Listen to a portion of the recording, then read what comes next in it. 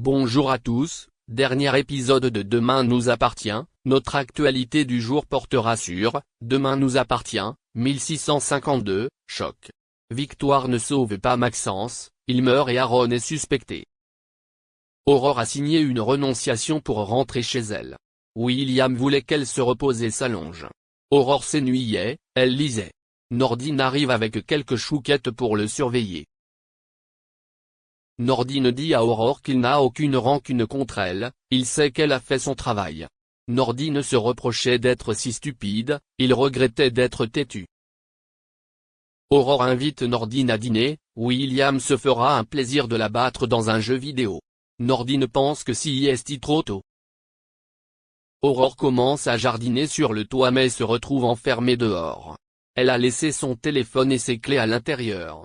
Manon et William ont retrouvé Aurore le soir, allongée sur le canapé avec une serviette pour se détendre.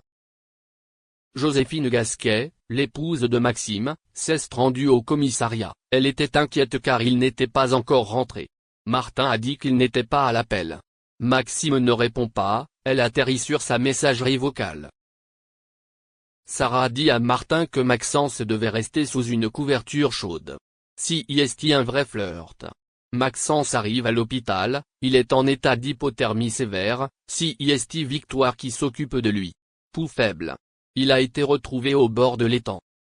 Maxence fait un arrêt cardiaque, Victoire le soigne en présence d'Aaron, mais ne parvient pas à le réanimer. Maxence est mort. Joséphine Gasquet arrive à l'hôpital, elle va voir son mari et Victoire lui annonce qu'il est mort. Ce fut un choc. Martin et Karim attendent le rapport d'autopsie de Maxence pour savoir ce qui est arrivé à Maxence. Le téléphone portable de Maxence manquait mais il avait son portefeuille et sa montre. Près de l'étang de Tarbes, on a retrouvé l'insigne de l'hôpital Saint-Clair. Peut-être qu'il y a de l'Aiden dessus. Martin a promis à sa veuve qu'il ferait tout pour retrouver le coupable qui a tué Maxence. Il ne sera pas puni. Aaron a oublié le dîner avec Siemon, il lui a dit qu'il préférait le reporter. Il a passé une mauvaise journée. Victoire voit de la boue sortir du casier, elle découvre un sac avec des taches et une étiquette, il appartenait à Aaron. Soisic est arrivée avec des escarpins de 12 cm, elle les a enfilés tout de suite car elle allait au cinéma.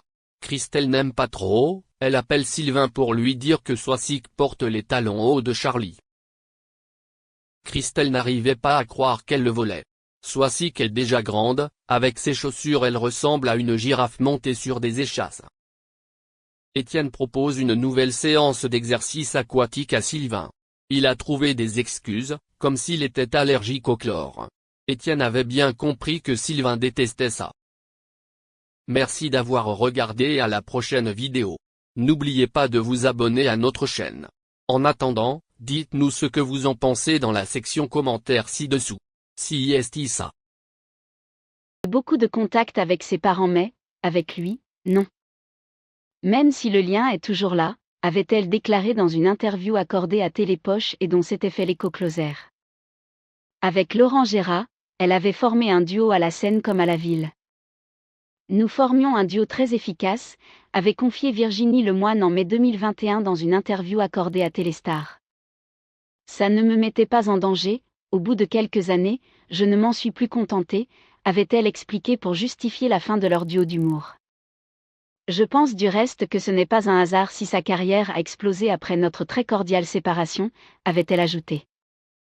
L'actrice avait en revanche été beaucoup plus discrète sur leur vie privée. Je préfère ne pas en parler, nous ne l'avons jamais fait. Nous avons eu des années de complicité. Le reste, c'est mon histoire, je ne l'ai jamais portée sur la place publique, avait-elle déclaré dans une interview accordée à Télépoche. La disparition de son père est une immense peine pour Laurent Gérard.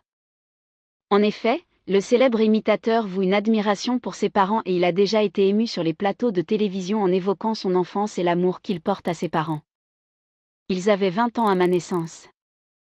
C'était un jeune couple de Français normaux, c'est-à-dire très frondeurs avec les institutions, et athées de surcroît, avait déclaré Laurent Gérard, lors d'une interview datant de quelques années.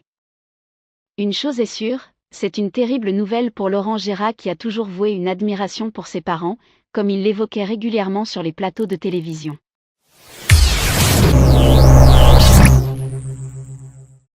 l'idole des jeunes Johnny Hallyday ne se présente plus.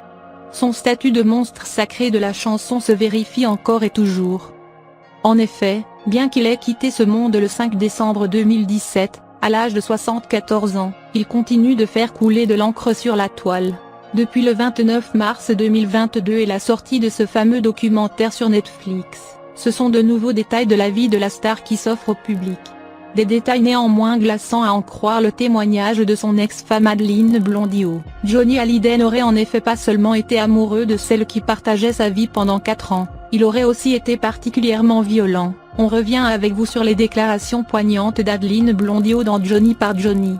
Le taulier reste une légende comme nous vous le disions plus haut, et pour cause, sa carrière dans la chanson est plus qu'impressionnante, et ses titres lui assurent une réputation éternelle au patrimoine français. Mais celles et ceux qui ont eu la chance de voir l'artiste à l'œuvre savent qu'il était un personnage unique.